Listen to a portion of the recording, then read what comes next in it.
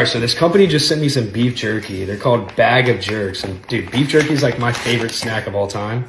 So I thought, why not try it on camera? Give y'all a little review. If you don't like beef jerky, we can't be friends. So this is tequila lime. This is fire. It's got like seasoning on the jerky, which is weird. I wasn't expecting that. And what is this? It's sweet and spicy. We're gonna try this out too. And this isn't even a promo. They just sent me the beef jerky and I was like, might as well film it. This might be better. Yeah. I thought I was gonna like the tequila lime more, but this is better in my opinion. I'm gonna have to go with tequila lime. Tequila lime. I love beef jerky. It's actually my favorite snack.